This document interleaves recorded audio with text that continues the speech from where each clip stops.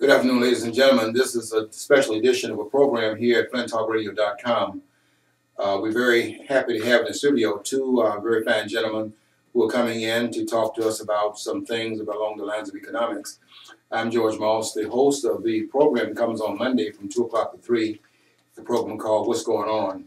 And today we're going to be doing a special program that is away from that, but we hope you will stay tuned, and we're going to be here for the next hour. And we're taping at Friday around 4 o'clock, and of course you can pick the program up anytime at your own leisure at flinttalkradio.com. With that introduction, I want to welcome the guest. That's Mr. Tom Wassa, who has been here before in the studio, and we're very glad to have you back, Tom. I'm glad to be back. For you being here.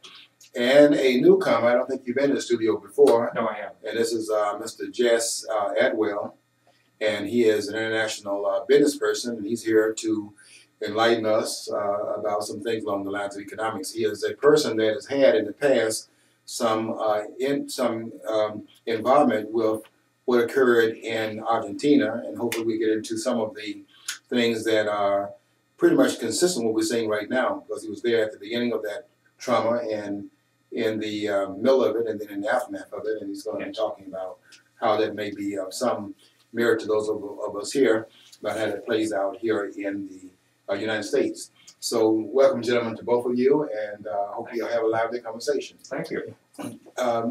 Mr. Atwell, you are an international business person. I must say I've never met a business person before of that magnitude. So why don't you tell us about some of your experiences along? Well, I'm a businessman. I have 50 years of experience in business around the world now. I've started up businesses, I've turned around businesses, and I've been involved with economics for some 50 years. The experience that I've had are quite unique. You're not going to find many people that have had that background in going through the economic collapse of a country like Argentina. I was there before the collapse, I was there during and afterwards. So I know the factors involved in an economic collapse. The Argentines at one time were the fourth richest economy in the world, and that deteriorated over about 40 years with dictators and with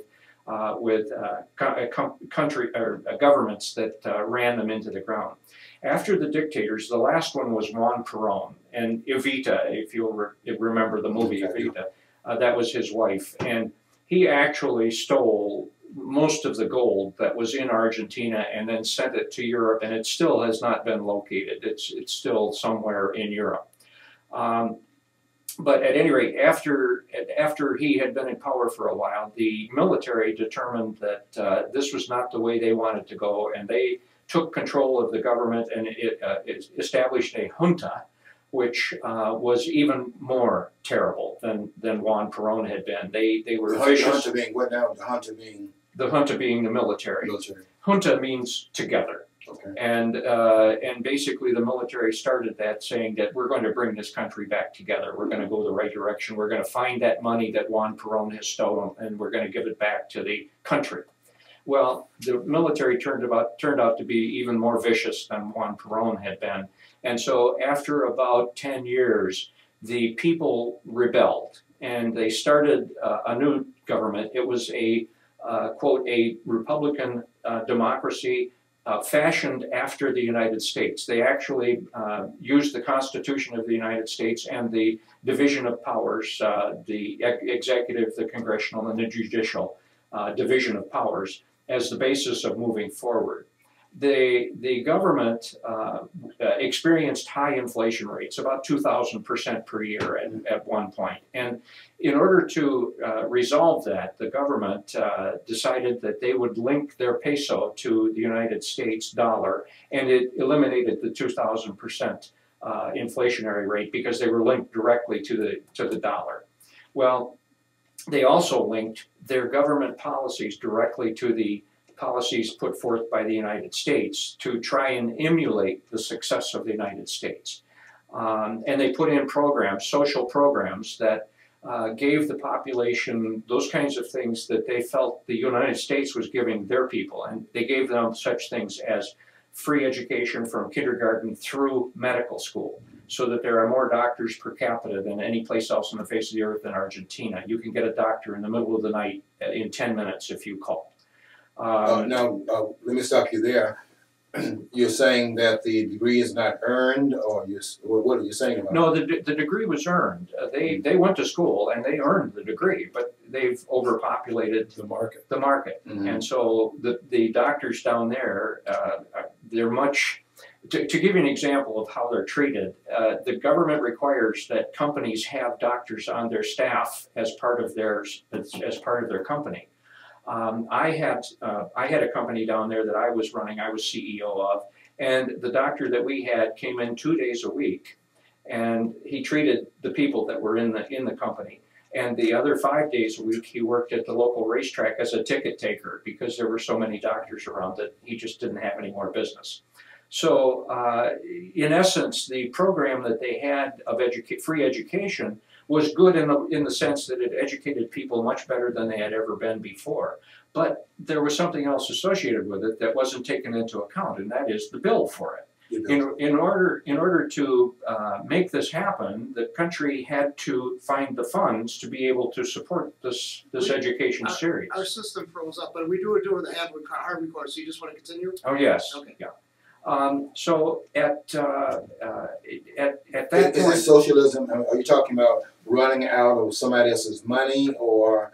yes, what happened was the Argentine government felt that they could kickstart the economy much the same as the United States did, and they did something that was very unusual. They reduced taxes to attract businesses into their country to zero.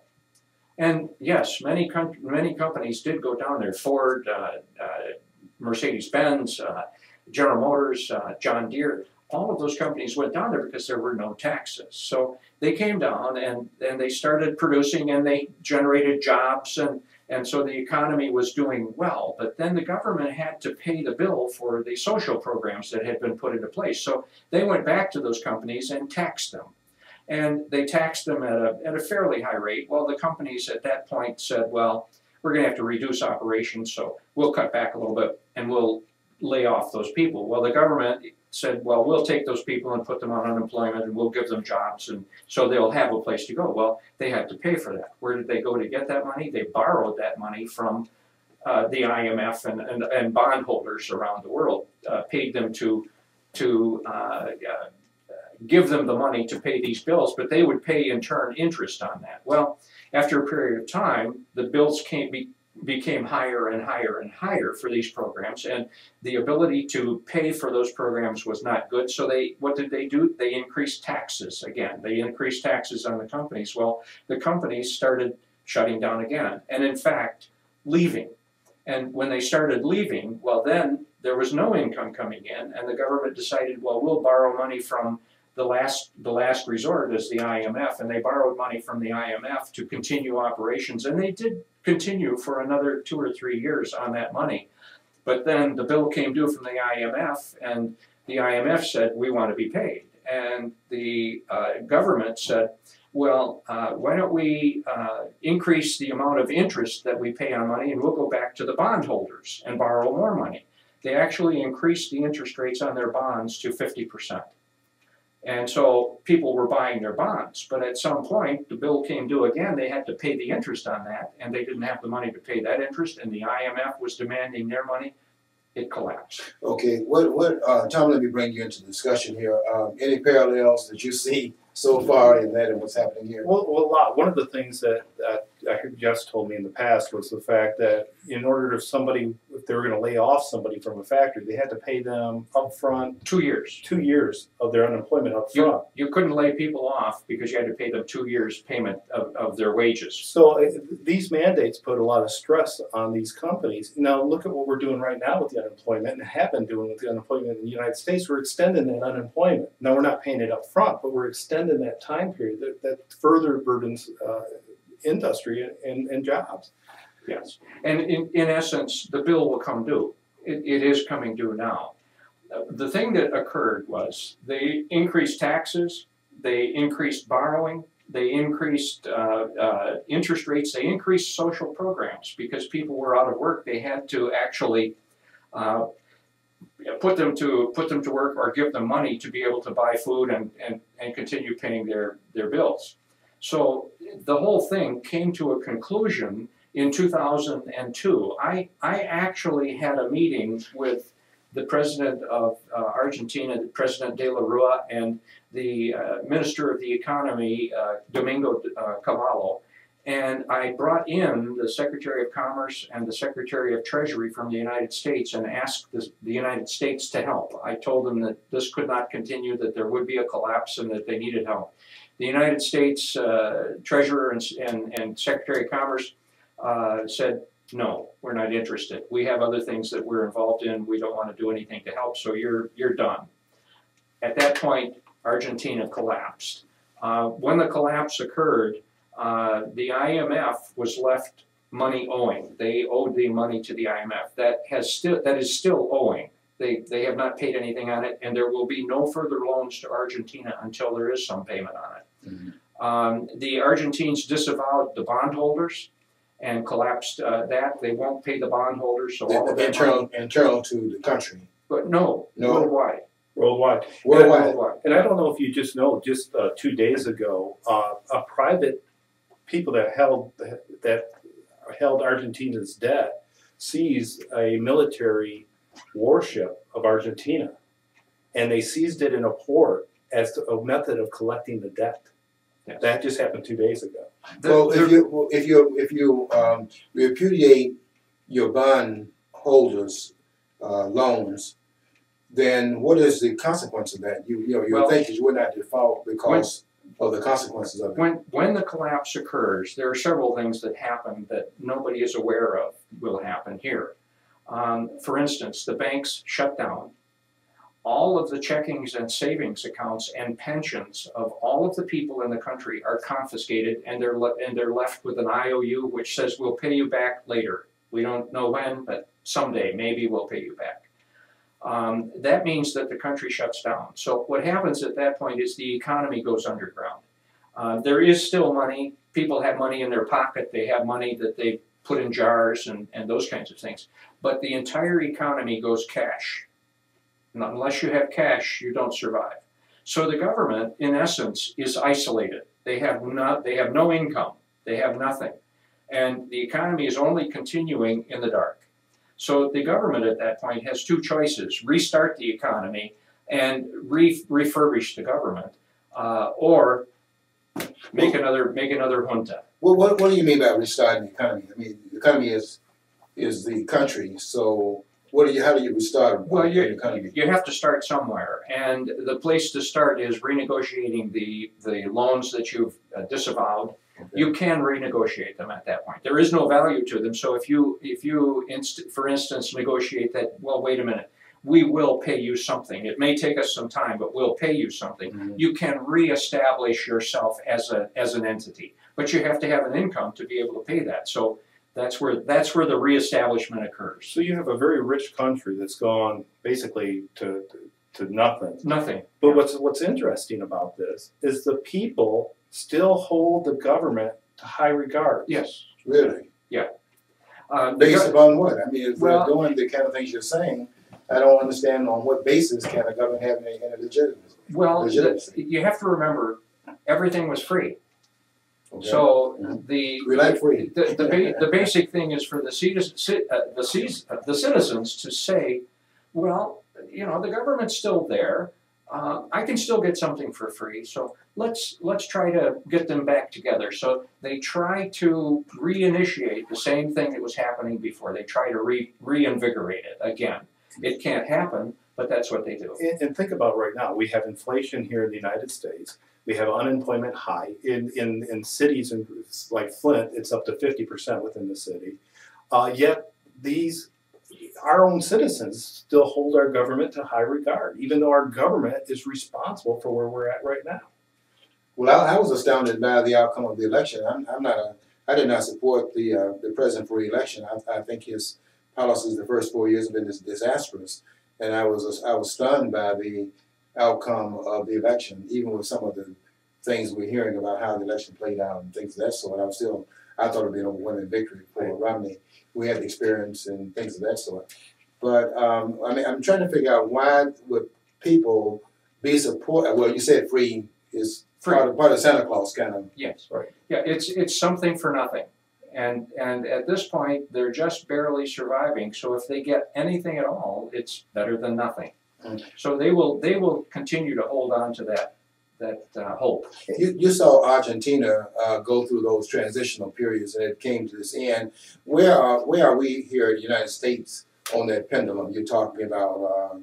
You saw the whole process play out. Yes. Okay, where are we in the United States in 2012, based upon that model of where you saw them start at a certain point and end up where they ended up? We're on the knife's edge. We can tip badly if we don't watch what we're doing closely and correct the problems that we've got. We can tip very easily. How quickly did it happen in Argentina? We're not talking about 30, 40 years. We're talking about a very short. From the time it was discovered that they couldn't pay their bills until the time of the total collapse was less than 6 months. Because the problem had been festering for a long period of time. Well, when you start to not be able to pay your bills, everything accelerates, and that's what happened. Well, now we are paying our bills. We're paying it by inflation. We're paying it by borrowing 40 cents out of a dollar. So we're paying our bills. That's the theory that the Federal Reserve is using, yes. Okay. Now, were they doing that in Argentina? No, the Argentines didn't have that capability. They had the capability of printing money, but they linked their money to the dollar. I see. So some of what they were up against was that the dollar, in order for them to survive, the dollar had to inflate to a great degree. And so some of the inflation that you see was in support of that. I see. Well, we're looking at inflation here in terms of printing. You were saying, Tom, before we got on the air, that they're printing unprecedented amounts of money. Yes. I think it's $40 billion a month. 80 billion. Or is it $80 billion a month? 80 billion per month, and it's unlimited. It's right. infinite. And that's the money that they're using to purchase the bank loans and stuff like The that. bond, yes, the bonds. Well, they only announced 40 billion. You're saying that it's not 40, it's 80. No, it's 80. Yeah. Did they announce 80 or? Yes, they announced 80. Bernanke announced 80. Yes. Oh, okay, I missed that. Well, $80 billion in perpetuity. I didn't consider it to be QE3. I thought it was QE1 since it's printing money in infinity. Well, it's the same. It's the same process. Yeah, it's only a continuation of what began. The other, yes. But since it was something different, we had no cutoff point. You know, others say cutoff points. You're going to borrow $787 billion in the stimulus package, and it's going to be stopped at that point. And this is in perpetuity. So I said, well, this is not the stimulus in terms of having some in-zone result. This is not until they get the results that they want. Which, when does that happen? Well, they owe money around the world. Mm-hmm.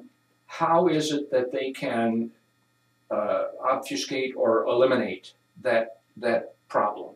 One of the ways they can do it is by inflating the economy. They can pay back those dollars that are owed with dollars that are worth less. But for all practical purposes, a dollar that's owed, you pay it back with a dollar, regardless of whether now it's only worth $3 or now it's worth 50 cents or 25 cents. You pay it back. So they're looking to try and eliminate the debt by printing more money that's less value and making the payment in less valuable dollars. What would the response be to the creditors?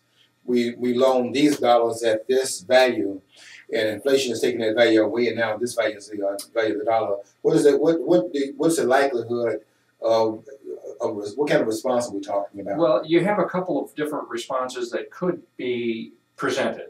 One is for the people that we owe money to, the countries that we owe money to, could confiscate property from the U.S. government.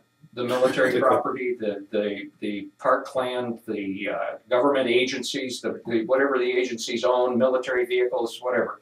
They could confiscate those things, much as the Argentine situation that's developed down there, where the debtors or the creditors confiscated the ship down there. Mm-hmm. So that could happen. But in another way, it could initiate a real problem around the world for us, because right now the dollar is the central reserve currency of the world. That was established by the Bank of England and Europe after World War II at Bretton Woods, at the Bretton Woods Agreement. where they agreed that the dollar would be the backstop currency of the world and that all of the other currencies would be controlled by the fact that the United States currency would be solid and would never devalue. So if the rest of the world, and I'm saying the people that we owe money to, China and Japan, and India, and those people, decide that they won't use the dollar as a reserve and perhaps combine it with Saudi Arabia and Iran and so forth, the possibility is that the dollar could just be disrupted. It could just go away, that the rest of the world wouldn't accept it anymore. I see. So at that point, we are Argentina. I travel quite a bit outside the country in the summertime, and I do recognize the dollar's value because everybody is coveting the exchange through the dollar. Yeah. Do you think that the Chinese yen is going to be with the economy bubbling in China? Yuan. Yeah. Would that be the currency you see in the 21st century, or? There are a couple of different scenarios that could play out. The Chinese certainly have an economy that could generate some enthusiasm for making the yuan the currency of the world. But they're experiencing trouble right now. They're experiencing trouble too. They've got some problems with that because they've been artificially controlling it. The most likely event is probably Saudi Arabia and Iran and Russia. The energy producing countries in the world will establish an oil currency. It may be called something different, but they may establish that because in essence, the real value of currency is how much energy it will buy. If you look at the dollar today, it's linked to the valuation of energy. The increase in price in energy is not related to the Saudi Arabians or the Iranians or whoever saying we want to take all the money on the table. It is related to the inflationary spiral that the dollar has experienced. So it may be that these three countries say in their own defense, we'll establish a currency, we'll be the reserve currency of the world, and it may be an oil dollar. Yeah, I'm going to ask you two questions. I want to ask this question first. What country is holding the best cards at this point, economic cards? We're considered to be the greatest economy in the world, or at least was. What country do you see being that country in the immediate future, maybe the long range? Well, I think what you're really perhaps saying is which country is going to come out on top. Which one's coming out on top? I think each of the countries has some potential opportunity to take advantage of their strengths. The U.S. is unique. We are the reserve world countries. We're losing it, but is the possibility there that if we made adjustments that we could return to the reserve world countries and become stable again? I think we can if we take certain steps to ensure that we eliminate the overspending, we eliminate the printing of money, we eliminate a lot of different things. I know that sounds far-fetched, but the facts are, if we could do that, we can maintain our power as a world. Yeah, Tom, I understand that, and I keep saying to people I'm talking to that there are a lot of ifs. If they would do a lot of things, this could be, but what's the likelihood of it? Well, the same thing for China. China has the advantage of population. They have the potential for being 4 times greater than we are, but they're not. They're at the same level we are right now because in China, the expansion of their economy has only been on the eastern seaboard.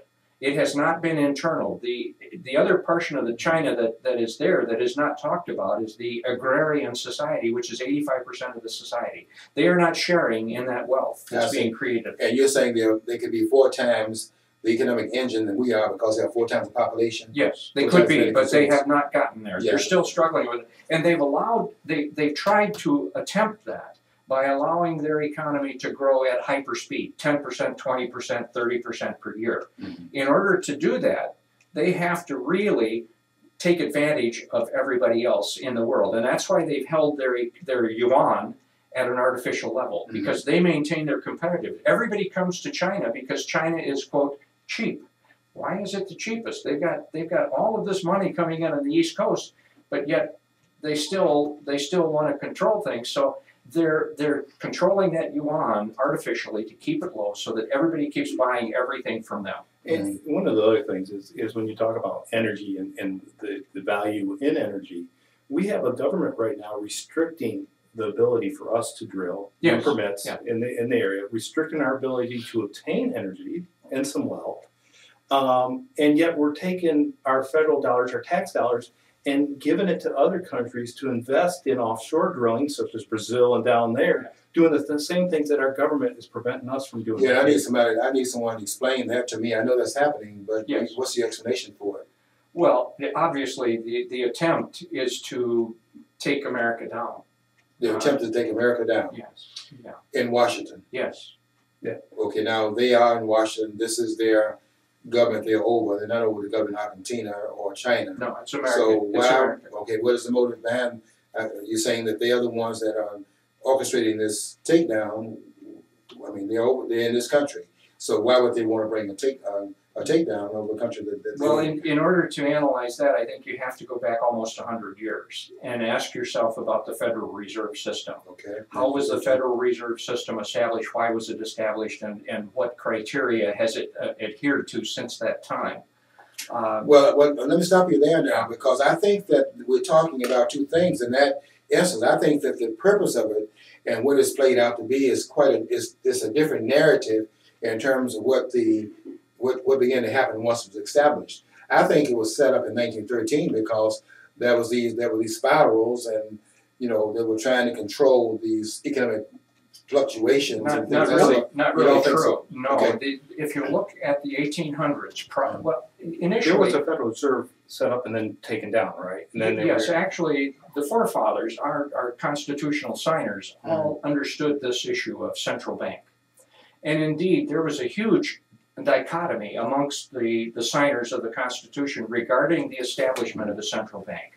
They initially set up a central bank to accommodate the fact that we were an agrarian society, and there was famine in the spring when you planted, and largesse in the fall when you harvested, and you had to have a way of maintaining the economy between that time. So the central bank was established to reduce that feast and famine kind of scenario. Okay. The first central bank was established in 1790, I think it was 1791, and they were given a 20-year charter, and for 20 years it worked fine. After that time, another central bank charter was established, and they established a second central bank. After that, there was a huge fight politically amongst people on this idea of, is the central bank good or is the central bank bad? And the worry was that when the central bank is established, the political entities lose control of where the country's going. In essence, the central bank controls the government. After 1830, there was no central bank. As a matter of fact, during the election for Andrew Jackson, he actually got into a big duel over that fact. And he, at that point, said there will never be a central bank. I'm not going to have one. And there was not a central bank for the next 70 years. During that period of time, yes, we had recessions, we had high points and all those kinds of things. But the big point is the dollar value never changed. It stayed stable through all of that. So all of the adjustments, the recessions and the bursts of energy and those kinds of things, really they were leveled out by the valuation of the dollar. It stayed the same. Because of the gold standard. Because of the gold standard.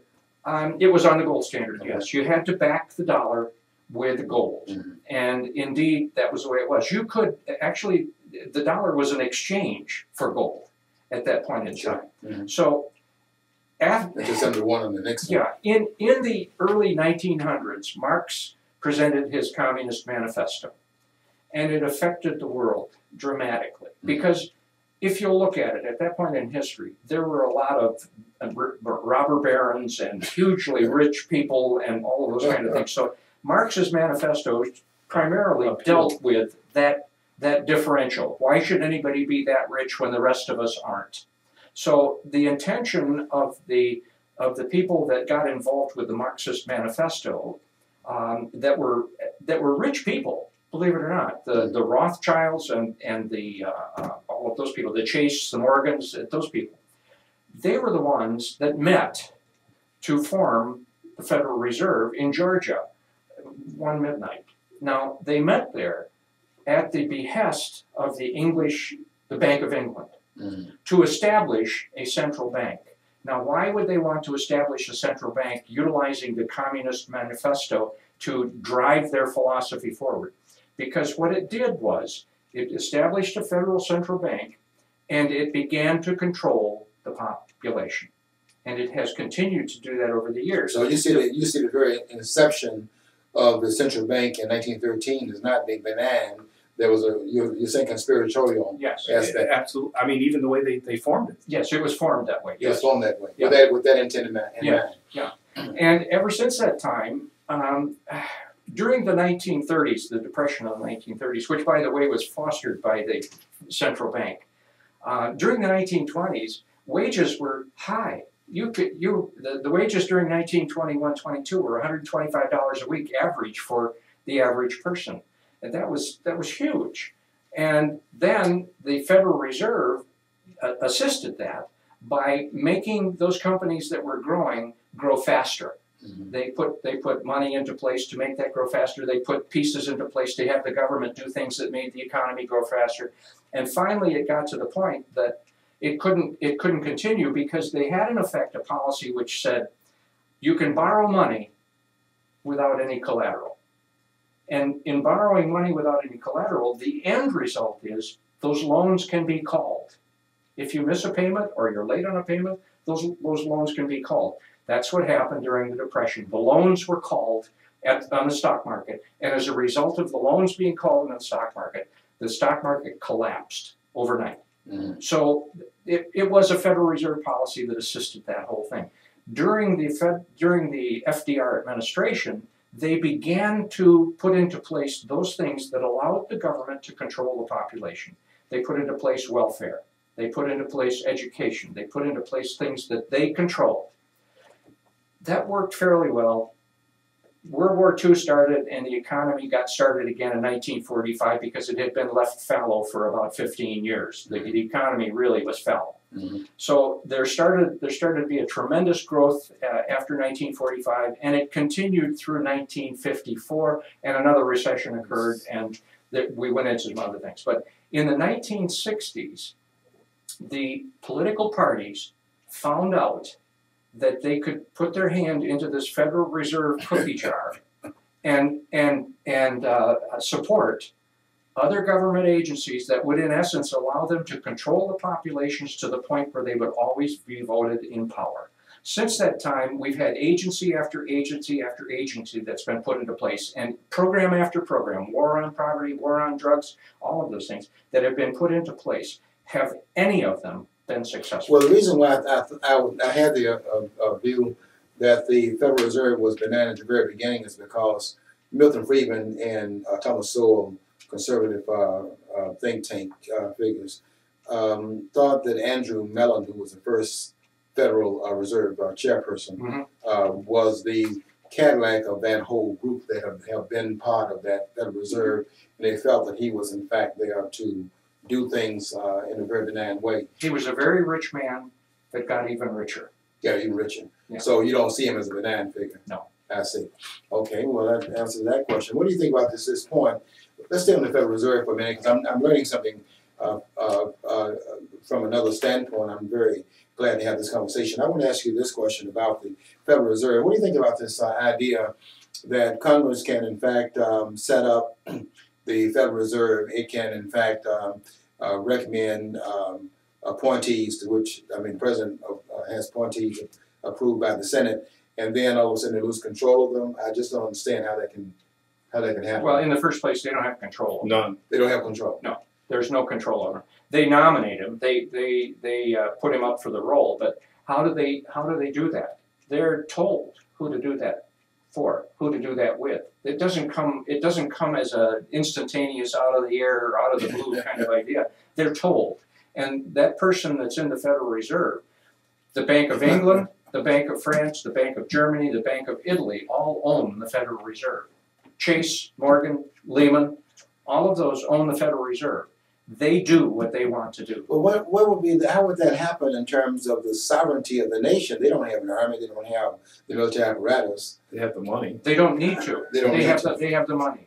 They have the money. They have That's the money. right. So every time a politician wants to get reelected, he says, "Oh well, okay, I'll invent a new program, and let's make it the war on poverty." Well, who finances the war on poverty? The Federal Reserve prints money.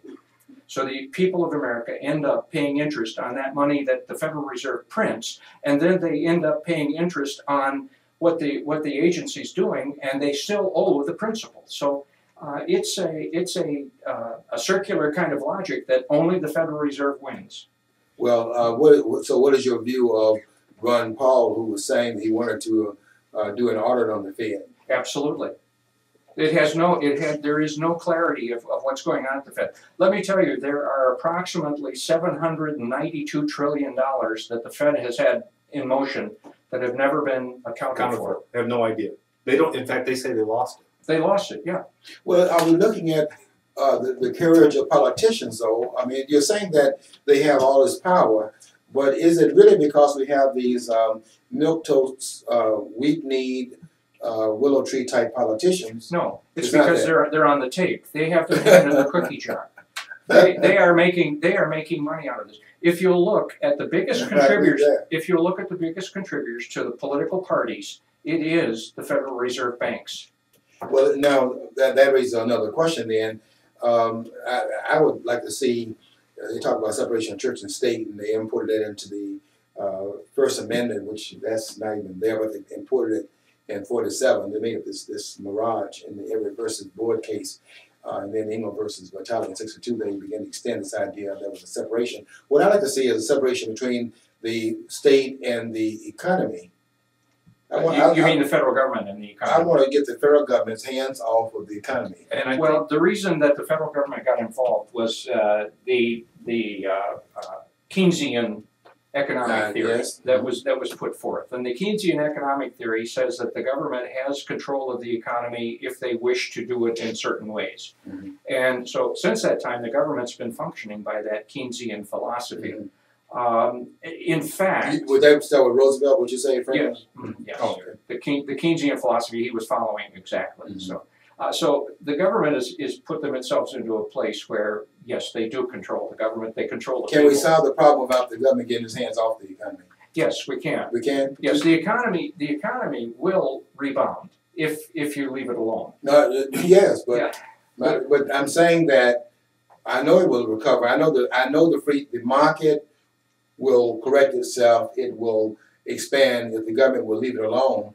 And what I'm saying is, I don't see that happening. No, it won't. No. So what are we looking at in the future? Well, the only way to approach this problem, and you have to look at the options that are available. If we leave the Federal Reserve in position that it is right now, mm-hmm. is this going to continue? Is this process going to continue? Yes. The answer is yes, yes. It will. So the next option is, okay, how do we change that? Well, maybe we can audit the thing and make this thing viewable for everybody, and maybe a little bit of pressure can be put on them to act differently. I don't subscribe to that theory because I think they're totally independent, they're foreign owned, and they have nothing here from us except money that they want. And they're gaining wealth. It's key to understand this, and I think this is one of the things we can do is right here what we're doing is most people don't understand the Federal Reserve. They don't understand what's happening. They think the Federal Reserve is the government, and it's not the government. It's a private entity. You know, I had a talk with a group of kids earlier today, and they were talking, well, gold just keeps going up, the price of gold. I said, if you think about it, gold, the value of gold has never changed. The value of the dollar has gone down. Yes. And that just turned everything upside down for them. They realized, so the question is, the value of that dollar going down is really the theft or the acquired wealth that has been acquired. It's a backdoor taxation. It is. Without paying the political penalty for it. Yes. And And I'm amazed at people that don't understand that. They're saying, well, for example, with Papa John's, the CEO, they think that he has this big house and he has a yacht. Yeah. So why is he laying off workers since he's got? It's because he won't have that house and that yacht if he complies with what the federal government wants him to do now. And where these, just like Hostess, the direction is predictable. I mean, we had this discussion 8 years ago, and then about 4 years ago, we really knew what direction we were going to go very quick. This is all predictable, and it's done. It's happened before. And it's done on purpose. Yeah. It's done on purpose. This is done on purpose. Oh yeah. This is not by accident. No.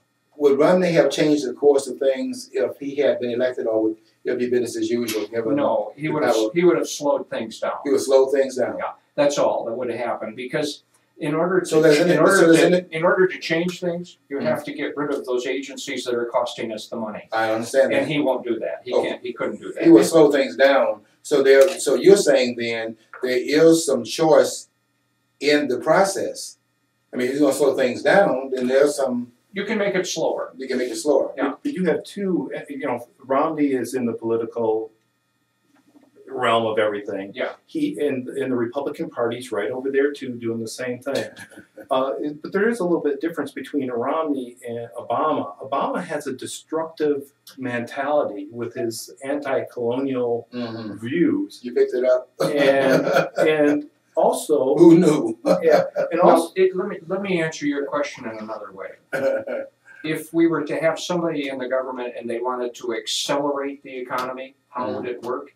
They would do exactly the opposite of what Obama said. Yeah, without any question. Yeah. So it is, we can turn it around. It hasn't reached the point of no return. It's approaching quickly. And I have a sense that Obama left in power for another 4 years, it will happen. I have forecasted, I've spoken with other political parties and so forth around the state on the Federal Reserve and what's going to happen. The balance sheets and the income statements that are there, you can put them together from the information that we're given on the federal government.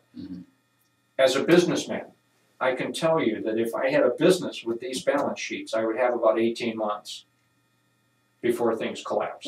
So that's what I'm predicting. Yes, 18 months.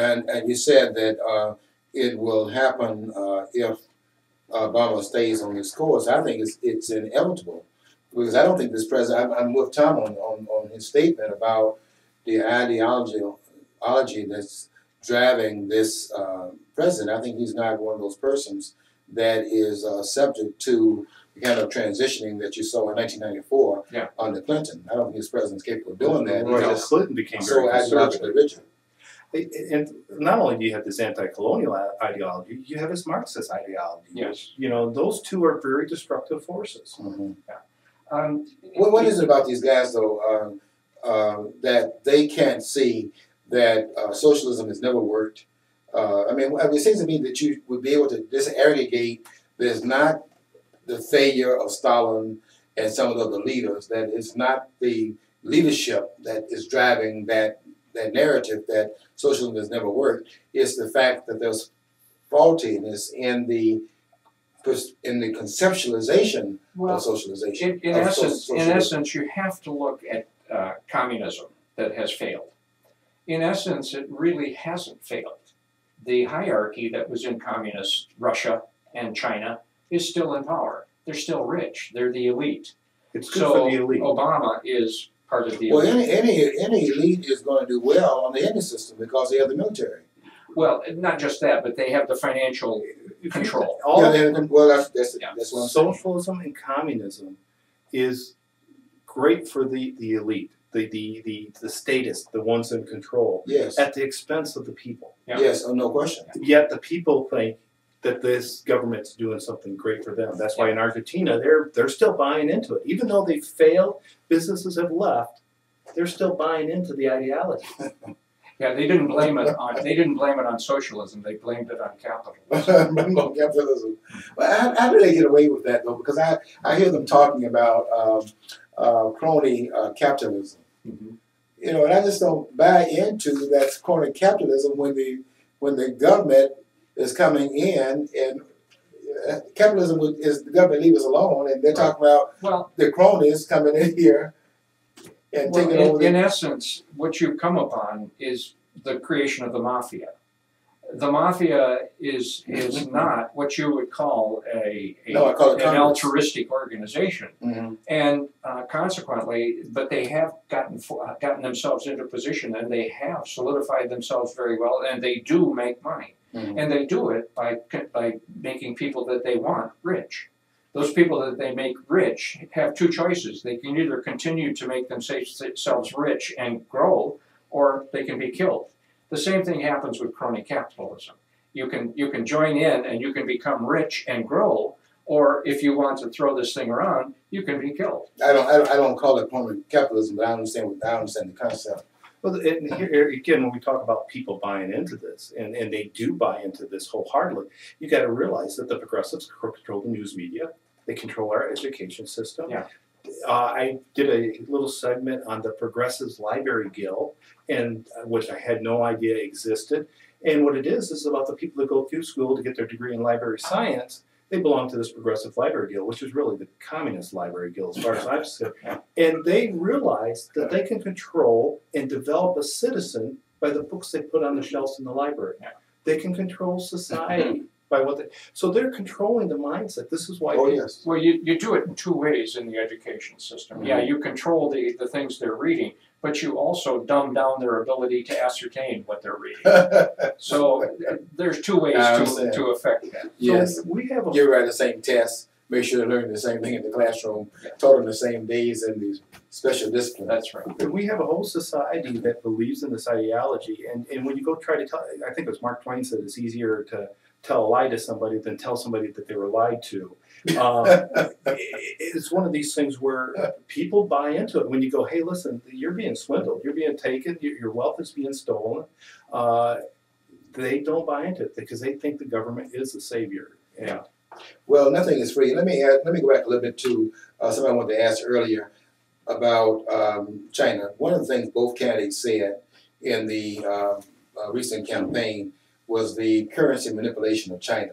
Yes. Now, I won't, correct me if I'm wrong on this. I would like to hear your explanation about it, you and Tom. I looked at that as they're actually telling China to devalue its currency because they've done it here. Yes. Now, do you consider that currency manipulation, or is that a political spin on what China was in fact doing? Well, it's being facetious to say the least. The Chinese have manipulated their currency to remain less valuable. The reason for that is it makes them more competitive in the marketplace, and business comes their way in greater volume. So that's why they're doing it. So now what's happened in the United States? We've lost our manufacturing base, we've lost our wealth-producing aspects of our economy, and now the government is saying, well, geez, maybe we've gone a little too far. Maybe we need to get a little bit of that back. So now they're going back to China and saying, hey, don't do that. Put it back to where it's reasonable that we can compete. That's really what they're saying. So is it artificial manipulation between them? Yes, it is. Well, how is that? Explain that to me about how that is currency manipulation. You are devaluing your currency because you have all these entitlement programs. You don't have the manufacturing base to pay for it. If I refuse to follow your lead and don't devalue my currency, how am I manipulating the currency? I'm just simply not following the lead that you have in having an inflationary currency. Well, how's that China's fault? Well, it's not China's fault. It's just that that's what's happened. And the reality is that in a true market-based currency valuation, they would be allowed to free float and reach their own level of competitiveness. I know that would happen. Okay. Now, what's not happening here is the U.S. is manipulating their side and the Chinese are manipulating their side, and you have two different systems. The autocratic system would not have to do that because they don't throw out the goodies out there. But in this system, you throw the goodies out there, and you can't pay for the goodies. Santa Claus is coming to town, but there's a cost to it. The elves are not working free. I understand that you get the currency comes out of that the manipulation comes out of that. Now over here, they don't have that. Now they want to say that they are manipulating the currency. Well, And I look at it as they're responding to the different economies that are in place in those two countries. They're manipulating it by saying this is what it's worth. I see. And then controlling it. Okay. You know, you're not. If you want to buy my currency, that's what you're going to pay. Mm-hmm. And oh, by the way, if you want to pay more, no, I'm not going to allow that. It's going to be this. Mm-hmm. And so what they're doing is they're controlling their currency to control their economy, to control their people. And so that's, you can consider that good or bad. Well, I'm not sure. I think we should have done some of that, but we Okay. didn't. Well, let's make the president happy. What does China need to do then so that Obama will be happy that they're not manipulating the currency? Because I don't see that as manipulation. Well, I think China. I think it's a negotiable type thing. Uh-huh. I think China would be amenable if I were a Chinese and I was talking with our government about this, Mhm. and I would say, well, I've got several $1 trillion of your dollars right now that are becoming worth less. Mhm. So let me make a deal with you.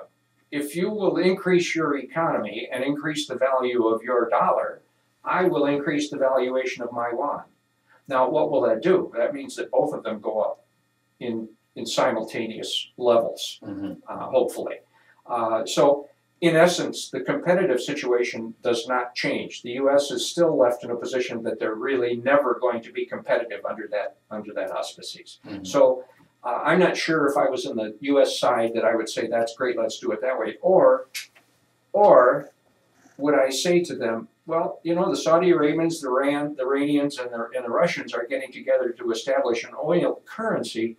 What's that going to mean to both our countries? Is there something we ought to be doing to counteract that? And the way that they could counteract it in the U.S. is to say we're going to be 100% energy independent. Mhm. 100% independent means we don't have to worry about the oil currency in the world. I see. So that might change the Chinese's position on this. Okay. Let me ask, this is kind of within the purview of our conversation, but it's not specifically economic. One of the ways of responding to this election and to the economic policy of the president is this secession movement that's going on. I understood today that all 50 states have some skin in that game. Slave sign, yeah. So what is your view of tell me here, you say you give us your view of that whole notion of these states rising up and saying we want to get out of here. Yeah, well, think about it. It's kind of what similar what the South did in the first place. They were being overtaxed. They were being overburdened. So the South says we're gonna leave. Well, we can talk about secession and leaving the Union, even though there are, like Puerto Rico, that's not part of the Union, but still part of the country. You can leave, but I can tell you this: the government is not going to let their cash cow leave. They want the taxable base, us, the people. It will create a conflict if it goes far enough. Yeah. If it goes far enough, will it bring about any corrections? And if the states are saying in some unanimity that we don't like what Washington's in fact doing, and 50 states are buying into, we can't afford Obamacare, for example. Not if we don't change anything. No. The only thing I can say, hopefully, it has some influence on our political leaders, that they say, wait a minute, that many people are unhappy with what's going on, and they start changing the way they're doing business. That's the only. I think that would happen, Tom. I think that would happen under a different president. This president is unique in one sense, and I think this is what makes him so, in my judgment, so dangerous. And that is, he has that race card that no president has had before him, and he's insulated from some of the things that would occur if he did the excessive things he's doing.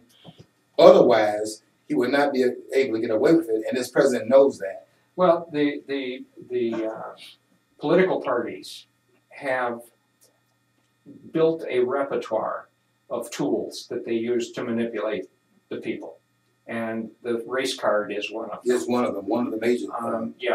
And there's even other cards. The Latinos, that's not a race card, but it's an immigration card. Mm-hmm. And so there are many cards that they use to divide us and to manipulate us into not being powerful enough to confront them. Mm-hmm. And so that's all that's going on. And you'd think with the election of a black president that everybody could put aside race, but it's actually become one of the biggest topic of conversation out there since he's been in office. Mm-hmm. And very simply, when somebody, if I sit down at a group of table and I say, well, you know, I don't particularly care for the policies of the president, first thing they throw out at me is, well, you're a racist. Mm-hmm. Well, yeah, and I get the other side of it.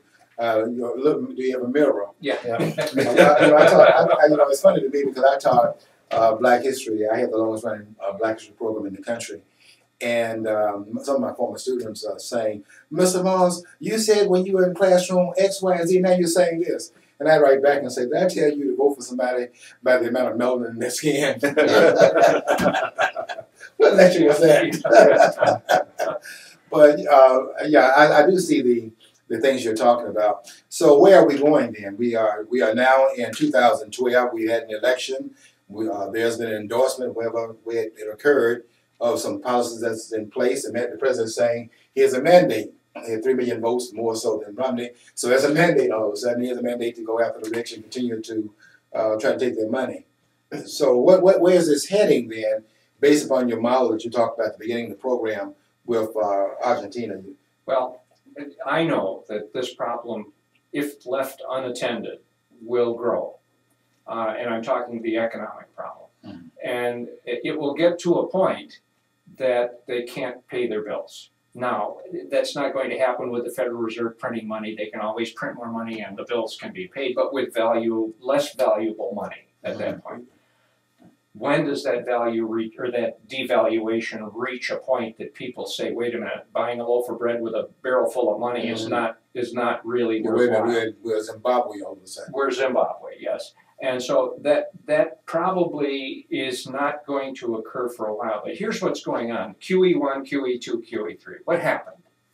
The QE1 issue, where did that money go? It went to the banks on Wall Street to shore up the financial system in the world. Where did that money go? It's still in the banks. It has not moved. They're not lending money. They're not spending money. They're not doing anything. It's still there. So in essence, we have not seen the inflationary spiral that we should be seeing. All they did was just simply hold it in abeyance. But now QE2 happened, and where did that money go? It's in the banks. QE3 is happening, $80 billion a year ad infinitum. Where is that money going? To the banks. Mm-hmm. It's not going to the economy. It's going to shore up the things that the government created in terms of the bad things, the bad loans for mortgages, the bad loans for whatever. And now the Federal Reserve Bank is buying up those bad pieces in hopes that they can prop up the economy to continue. That's what's going on. Now, the Federal Reserve has other weapons that they can employ in this scheme of things that they're talking about. Number one, they can increase the reserve requirements or decrease the reserve requirements for banks to hold in collateral so that those banks are always liquid. If they decrease the loans, right now it's at 10%. That's the lowest rate it's been in many decades. Mm-hmm. If they reduce it to 0, what happens? Money. I'm running on the bank to get my money out. That's right. You get your money out. Now, they're also, and the banks will, in essence, have no reason to put money into the Federal Reserve. So now the Federal Reserve has no money that they're holding for no cost. And real quick, one of the things that happened was in Argentina, they went to the streets at point in time in protest. Oh yes, they protested. And the government ended up firing on them. Yes, I was in my hotel room, and I was told there was going to be a demonstration. The demonstration started out with people coming out on their verandas and banging pots and pans, and they were demonstrating to protest the government's economic policies. They got excited about it and went down into the streets and went to the Casa Rosada, which is the White House in Buenos Aires, and they went into the Casa Rosada where Evita made her speech, and they started demonstrating. The president got scared, called out the army, and the army went into the plaza and started firing on the protesters and killed 36 people. Well, John is either getting ready to saw his head off, or he's telling me to stop. I don't see a saw in his hand, so he's telling us that our time has run out. Gentlemen, it went by too fast for me. I was enjoying the conversation. We have to have you back, and we must continue this conversation in time in the future. Thank you. I want you to stay tuned to all the programs here at FlintTalkRadio.com. And I want to thank our guests again for coming in to FlintTalkRadio.com. And gentlemen, I want to thank both of you for coming in Thank you. and sharing a very worthwhile discussion with us. My pleasure. Thank you again.